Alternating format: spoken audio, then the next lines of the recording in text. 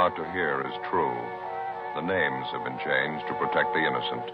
Fatima Cigarettes, best of all king-size cigarettes, brings you Dragnet.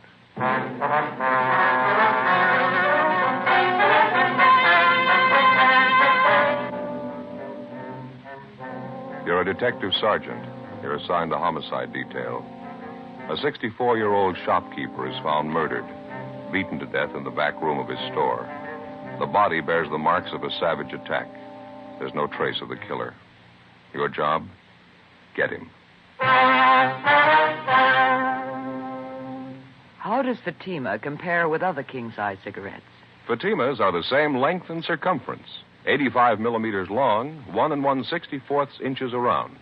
And Fatima filters the smoke exactly the same long distance as any other king-size cigarette. Tell me then, how is Fatima different from other king-size cigarettes? In Fatima, the difference is quality. Fatima gives you extra mildness, a much different, much better flavor and aroma. Remember, Fatima has all the advantages of extra length, plus Fatima quality, which no other king-size cigarette has.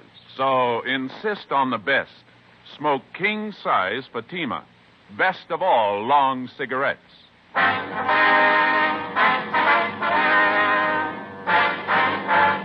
Dragnet, the documented drama of an actual crime. For the next 30 minutes, in cooperation with the Los Angeles Police Department, you will travel step by step on the side of the law through an actual case transcribed from official police files. From beginning to end, from crime to punishment, Dragnet is the story of your police force in action.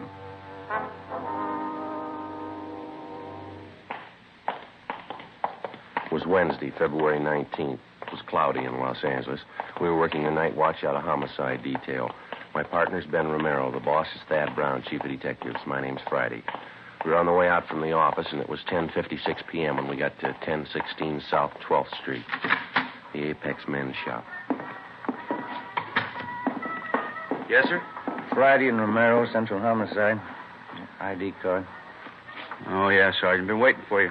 My partner's upstairs in the back talking to the victim's wife. You answered the call, did you? Yeah, that's right. Miles and Kiever, Unit 16R. Who are you? Miles. Kiever's talking to Mrs. Wilford, victim's wife. She found the body. What's that up above? How's that? Music up there somewhere. Sounds like a party. Oh, yeah. Well, that's a dance place. Takes a whole upper floor of the building. Wonderland Dance Hall, I think that's it. Mm-hmm. When was the body found, Miles? Do you know? Well, the wife wasn't very definite about it. She told us she came in the shop here about 10 o'clock tonight. The place was wide open, nobody behind the counter. Said she looked around a while, finally found her husband's body in the storeroom back there. Nothing for a weak stomach. It's pretty brutal. What else do you have to say? Well, not too much. She's pretty closed-mouthed. Probably the shock of finding her husband like that. I don't know. Do you want to show us where he is, Miles? Yeah, it's straight back this way. Victim's name is Joseph Wilford. Owner of the store, ran it himself. Wife says he's had the business here for 23 years. It's a typical men's shop. You can see that. Mm-hmm. It's around the left. In here. Okay. Go ahead. He used this for his storeroom, I guess. Uh-huh. Well, that's it. As far as we know, the body hasn't been touched. Yeah. Sure took a terrible beating. An elderly man, huh? My wife said he was 64 last birthday. She couldn't think of any enemies he has. Anybody want to do this? Where'd he keep his cash? Did she tell you that? No, cash register, I guess. Can't be sure till Leighton Prince gets here. Yeah. Did you call the crime lab yet? I'm waiting for you fellas. You want to call him now? Would you mind? Oh, sure, Sergeant. Say, you might as well call the coroner while you're at it. Tell him there's no big rush. Yeah, right. Take a look around here, Joe.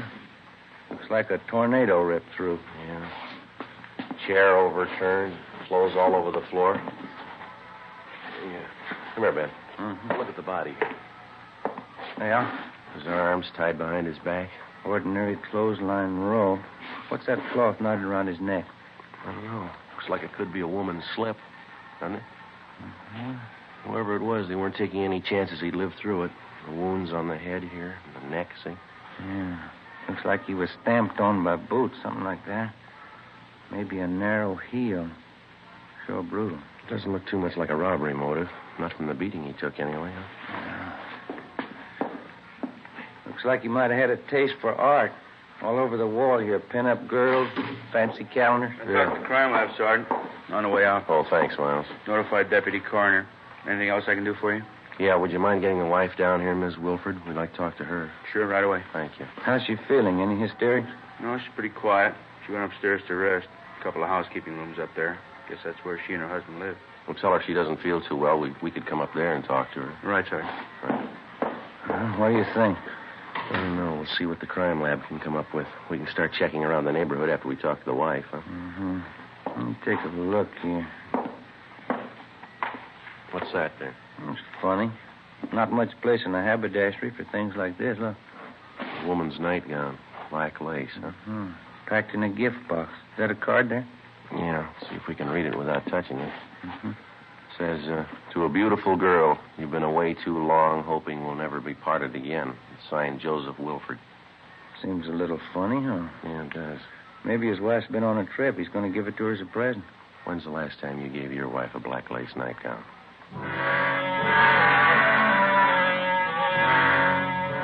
11:05 p.m. The two officers who'd answered the call, Miles and Keever, brought the victim's wife, Mrs. Agnes Wilford, downstairs, and Ben and I questioned her. She was a small, slight woman, dark hair, dark brown eyes, a sharp nose and chin. She looked to be in her early 50s. She said that both she and her husband had emigrated to America from northern Germany 25 years before. We asked her how her married life with Mr. Wilford had been, but she kept dodging the question. We asked her how she happened to find the body. The body's just as you found it, Mrs. Wilford. You didn't disturb anything? No, I just came back from a friend's and looked, and I saw him, and he was dead. Somebody killed Joseph. And you're pretty sure that your husband wasn't having any trouble with anybody? No enemies? No, he didn't have any enemies not to do this. Yes, ma'am. You lived upstairs in the back of the store with Mr. Wilford. Is that right, ma'am? And for a long time, yes, we lived upstairs in the rooms. It was nice. Saved money for rent. Well, do you have any idea at all why your husband's dead? Why somebody'd want to kill him? There was money in the store. They'd kill for that. You're policemen. People kill for money, you know that. Well, do you know where Mr. Wilford kept his money, ma'am? There was a wooden drawer on the table in the back room. He would keep the money there. But I looked when I came in first. It was empty. Well, was there any money in that drawer tonight? Do you know that? Oh, yes, $300-400 anyway. Joseph always kept it in there. That terrible place up above, the music all the time, the noise. You should make them be quiet.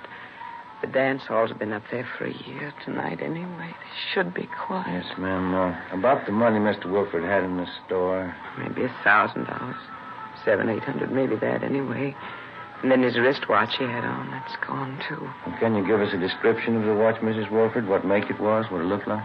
Oh, yes, I can give that to you. It's white gold, expensive. Writing on the back, Agnes to Joseph. One birthday, I gave it to him. Have you been away from your husband recently, ma'am? I mean, on a trip or anything like that? No, I haven't been away. Why? Well, we don't mean to upset you at a time like this, but would you know if your husband had any women friends?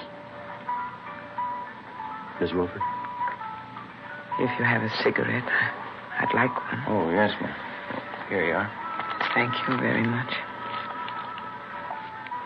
I'll give you a light, miss. Thank you.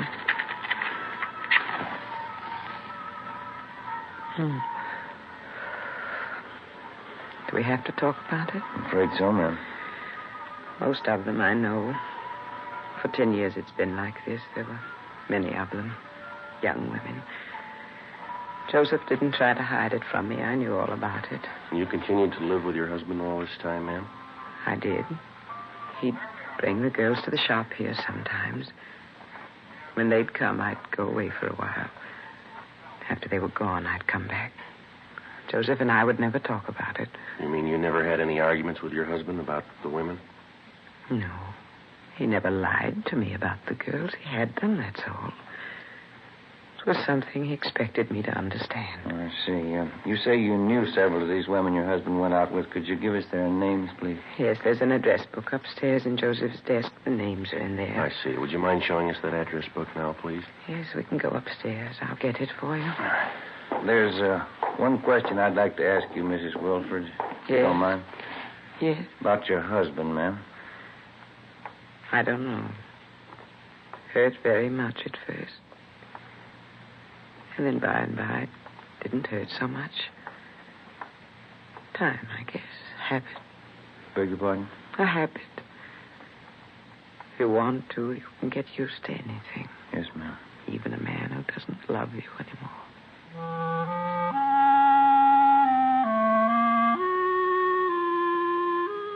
We went upstairs to the housekeeping rooms where Mrs. Wilford gave us her husband's personal address book. She also gave us a description of his wristwatch, which had been removed from the body, along with the name of the jeweler who'd sold her the watch. It was a Hamilton with a diamond-studded dial. The crime lab crew arrived downstairs and began their routine investigation. We finished questioning the victim's wife, and then we started checking the neighborhood. Only a few of the stores in the area were still open. We found only one possible witness, a newsboy, who told us that he'd seen an attractive dark-haired woman enter the store earlier in the night at about 8:30 p.m. His description of her was only sketchy. Another hour of checking the neighborhood, and we went back to the store. Lieutenant Lee Jones and the crime lab crew finished checking over the entire layout. They went back downtown to give a thorough examination to what physical evidence that they'd found. The deputy coroner arrived and removed the body. Together with Hubka and Forbes from homicide, Ben and I spent most of the next day checking with store owners in the immediate neighborhood of Wilford's haberdashery. They could tell us nothing we hadn't already found out. We got the description and serial numbers of the victim's missing wristwatch, notified the pawn shop detail, and got out a broadcast on it. 3:45 p.m. We checked with the office.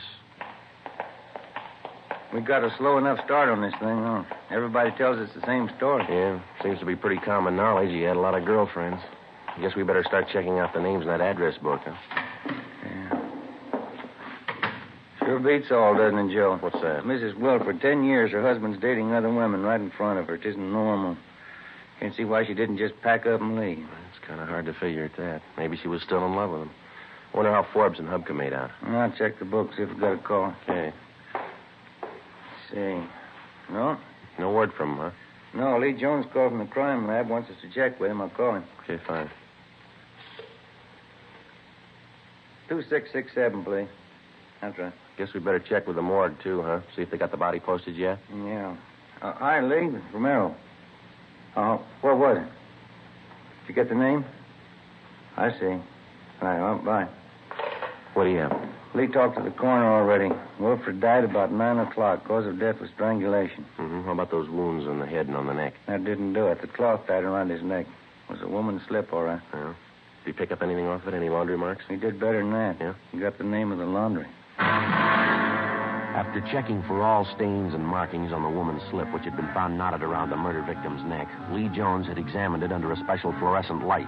He found a type of marking used by only one large laundry service in the city. We checked with the managers of the laundry company and found that the slip had been cleaned by them for a Miss Elise Dressler. She had a North Hudson Street address. We started checking on her. The first lead came from the dead man's personal address book. We found the name of Elise Dressler listed, along with her address and telephone number.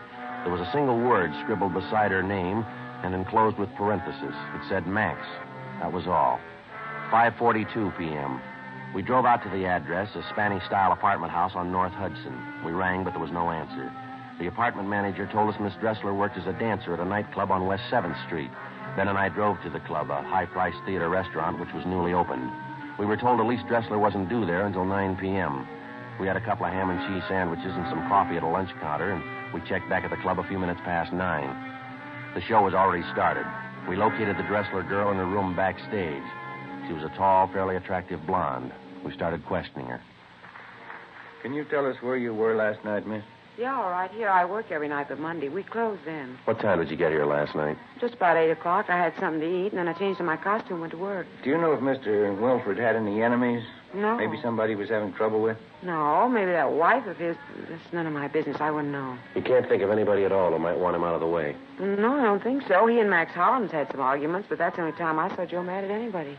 Who's this Max Hollins? He's the man who arranged for me to come out from New York. Joe and Max have been friends for a long time. What were the arguments about, Miss Dressler? Do you remember? Yeah, about me. You see, Max brought me out here, and I suppose at first he thought he owned me. He didn't think I should go out with any other men but him. Max is stubborn sometimes. Well, so am I.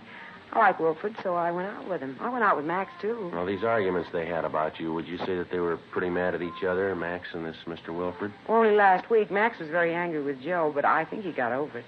Could we talk together later? It's almost time for me to go on. I better get outside. Oh, sure. Excuse me. Yeah, I'll get it. Yeah. We'll wait backstage here for you, Miss Dressler. Is that all right? Yeah, fine.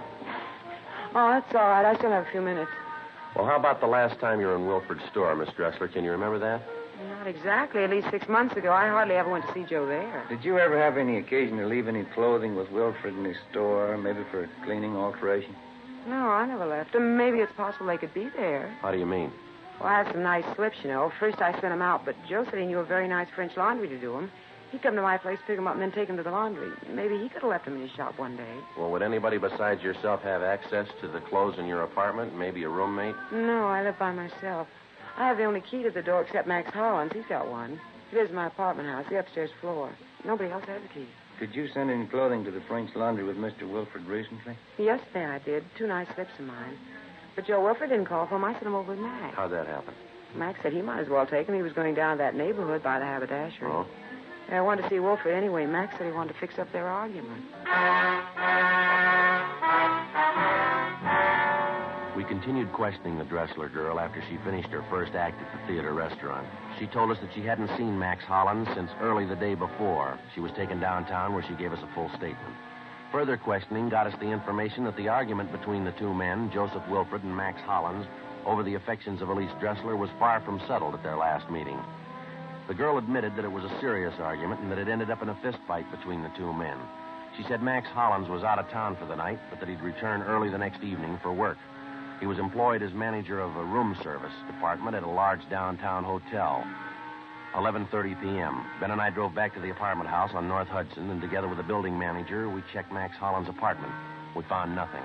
The manager told us Hollins' car was parked in the apartment garage, so we went down and gave it a routine check. Under the front seat, we found a paper bag with a pair of gloves in it. There were bloodstains on both gloves. We dropped them off at the crime lab for examination. At 6 o'clock the following night, Ben and I went to the room service department of the downtown hotel where Hollins was employed. Sorry, sir. Mr. Hollins is late this evening. He should be here pretty soon. He notify you he'd be in late? Well, he called, yes. Probably be here in 10 or 15 minutes. I'm his assistant. Can I help you? No, it's all right. We'll wait. All right. Pardon me. I wonder if we could look at your wristwatch, please. Well, surely. It's just a few minutes past No, 8. we just want to look at the watch if we could. Oh, sure. Here. Could you take it off? I'd like to look at the back of it if it's all right. Sure, that's all right. Here. Nice looking, isn't it? Just got it yesterday. That's so. Same engraving. Agnes to Joseph. Where'd you get this watch, sir? Why, what's the matter? Where'd you get it? Max Hollins. He sold it to me.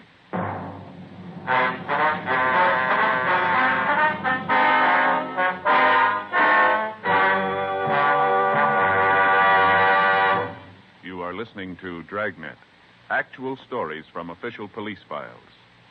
Now, listen to an actual Fatima sales report. Proof that in state after state, Fatima sales are going up. Up every day. In the first state listed, Fatima sales up 92%. In the second, Fatima sales up 72%. The next state, Fatima sales up 107%. Another state, Fatima sales up 142%. Still another state, Fatima sales up 154%.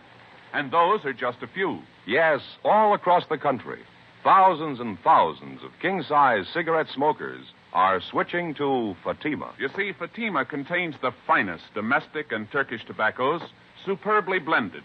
Fatima gives you extra mildness, a much different, much better flavor and aroma. You get all the advantages of extra length, plus Fatima quality, which no other king-size cigarette has. Fatima, best of all king-size cigarettes. Definitely the best quality in its class, but the same price as the cigarette you're now smoking. Remember, in Fatima, the difference is quality. Next time, buy Fatima.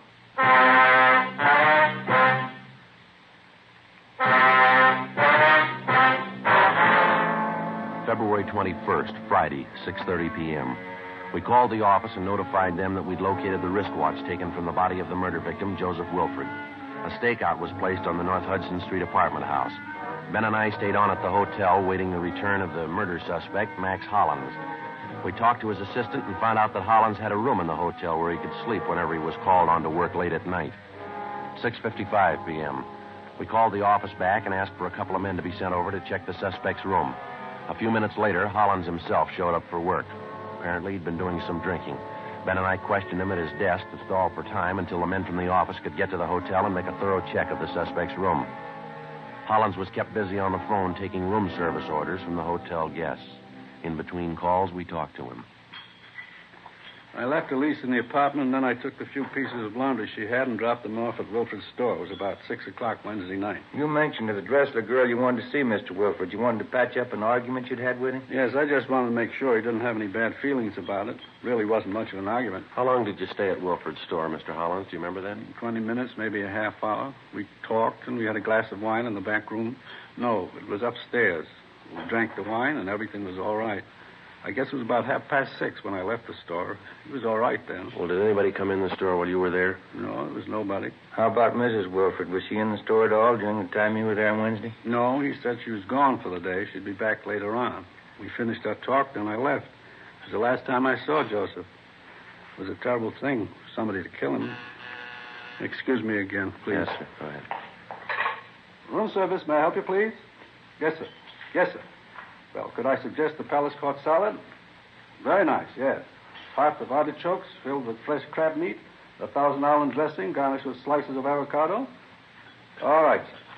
2 orders. Some consomme? All right. French rolls, coffee, and brandy. 8:13. Yes, sir, right away.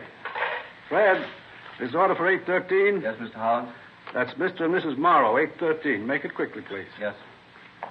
One of the best men I have, Fred. We keep a very high standard in our room service. Only the very best.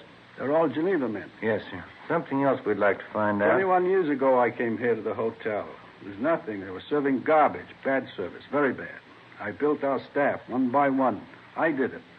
There's our staff list there. Finest waiters in the country. Henry Sanchez, Fred LaSalle, Conrad Lutz, Joe Zwick, Yes, sir. and Elmer Creighton.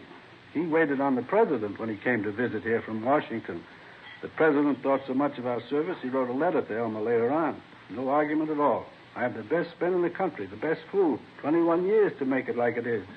I did it all myself. I understand you and Wilfred were old friends, Mr. Hollins. You knew him quite a number of years, is that right? Most of his life, yes. I knew Joseph in the old country. We came from the same town. Terrible thing that's happened. I always liked Joseph, a good friend. What about these arguments you had with him lately about the girl, Elise Dressler? They amount to anything? No, but it showed something typical of Joseph. Maybe it was the business he was in. Dollars. It's all he thought about. The big dollar. He knew he had more money than I did. He thought he could do anything with it. How do you mean? About the girl, Elise. I took a visit to the old country 3 years ago, Strasbourg. That's where I learned my trade, from the best maitre d's in Europe. Mm-hmm. I met Elise on my way back in New York. You can check up on all my background. I worked at the Grand Hotel in Brussels. That's when it was the best. I was at the Carlton in London. Then I went to Venice, the Hotel Danielier. After, I went to the Hotel Majestic in Cannes. Yes, sir. What would that have to do with Miss Dressler? Very nice girl. We liked each other. When I came back here, I arranged for her to come out from New York. Took care of everything. I thought I'd like to marry her when she came here. And how about it, Hollins? You want to tell us now? Sir? Did you kill Wilfred? Excuse me, please. Room service, may I help you, please? Yes, Mr. Sutter. Dinner for 12 tomorrow night in your suite. Your wife and I made up the menu. Certainly, Mr. Sutter. I'll check it over for you. Let's see. We serve caviar with cligny to start with. Then the soup, consommé, madeleine. And with the soup, amontillado. Yes, sir, that's Spanish. Then crab legs, Saint-Denis. Sir? Saint-Denis, that's crab legs rolled in breadcrumbs, fried in butter, served in a terrapin dish with bechamel sauce. After that, the Chateaubriand with truffle sauce, soufflé potatoes, small green peas français, and with that we serve Pontet 27. Dessert, we shall have peach flambé, coffee, and liqueurs afterward. Yes, sir. Henry Sanchez and Conrad Lutz. They'll serve you. Thank you. Thank you, Mr. Sutter. Good night, sir. Real gentleman, Mr. Sutter. He knows how to give a dinner party. The old school. Not so many of them left now. It's not like it used to be. People aren't the same anymore. Oh, yes, Fred. What is it? A message for the officers here. Sergeant? Oh, thank you. Excuse us a minute. Oh, of course. What is it? It's from Forbes. They checked his room in the hotel. They didn't find anything. Better get him downtown, huh? Yeah. Hollins, we'll have to ask you to come downtown. Oh, yes. Get my top coat on here. There. Out this way, Sergeant. All right. You park your car in the hotel garage? No, sir, outside on 10th Street. You can go out the side door then. This way.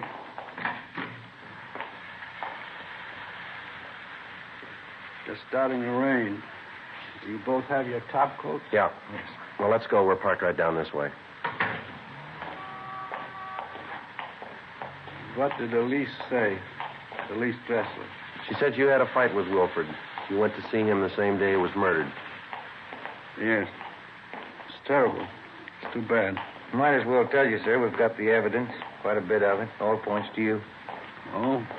How is that? Well, the pair of gloves you were wearing, we found them. The wristwatch you took off the body, we found that, too. Yes. You want to tell us about it? I didn't use good sense. I didn't know what to do when I went to see him. But I didn't have it in my mind to kill him. God knows I tried to talk to him. I asked him, please, to stay away from Elise. I asked him as a friend. Yes, sir. All he said to me was, Max, I give her presents and she likes me. I have the money to give her what she wants, Max. You haven't got the money. That's what he said to me. You had a fight with him then? No, there wasn't any fight. I'm not sorry. I killed him, but I'm not sorry. You want to give us a statement about it downtown? I suppose. I'm not ashamed of it. All right, let's go. Down this way. Any man would have done the same. How could you hear such talk and not kill him? How about the wristwatch you took off of him and the money from the drawer? I wanted to hurt him more, even after he was dead, after I beat him and beat him. I knew it would be the worst way to hurt Joseph, to take his money. Here we are. In the back, Alan. Yeah.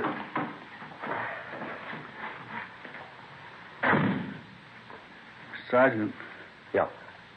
I've told you now. I killed him. Don't you think I had a right to kill him? I wouldn't know.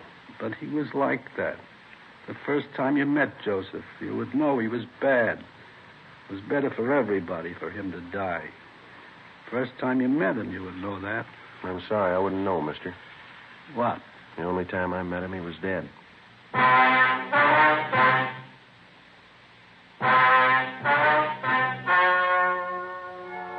The story you have just heard was true. The names were changed to protect the innocent. On June 4th, trial was held in Superior Court, Department 89, City and County of Los Angeles, State of California. In a moment, the results of that trial.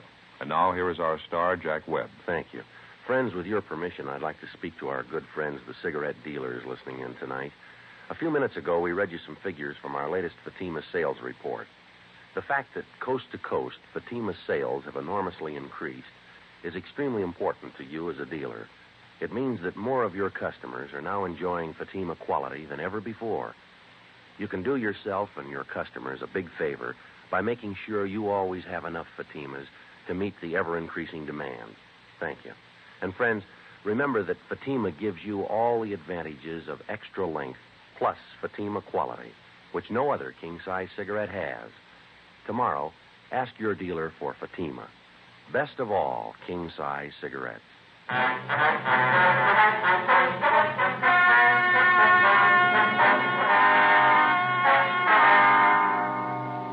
Max Hollins was tried and convicted of murder in the first degree.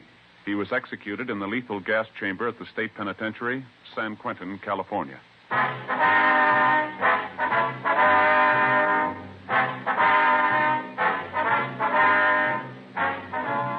You have just heard Dragnet, a series of authentic cases from official files. Technical advice comes from the Office of Chief of Police W.H. Parker, Los Angeles Police Department.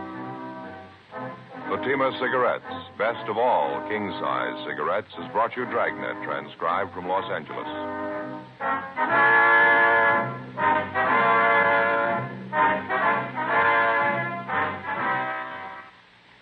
Stay tuned for Counter Spy, next on NBC.